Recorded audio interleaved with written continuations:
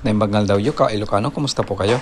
So mag-update lang tayo sa mga lagang ibon natin ka Ilocano. At ito po yung ginagawa ko sa pag-aalaga sa aking mga ibon ka Ilocano.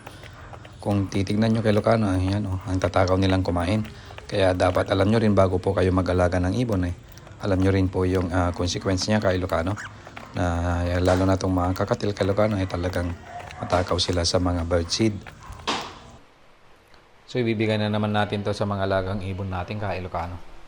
So itong mga tangkay ng malunggay ka Ilocano na pinagtanggalan natin ng dahon ay pwede rin nating ibigay sa mga ibon natin para makatipid din tayo ng patuka ka Ilocano. At the same time magandang benepisyo rin yan sa kanila ka Ilocano. Hello Bruno. Hello Bruno. So gustong gusto nila yung ano ka Ilocano yan. Yung tangkay ng malunggay. Ayan.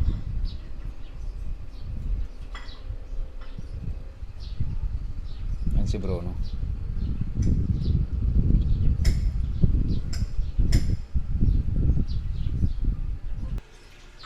So yun ka Ilocano, maraming salamat po sa panonood. Ito lamang po yung update sa mga lagang ibon natin. Ito po yung mga kakatil natin ka Ilocano. So shoutout na po pala sa aking mga followers ka Ilocano. So 5,000 followers na po tayo. Sana lalo nyo pa akong suportahan ka Ilocano. Ingat po tayong lahat.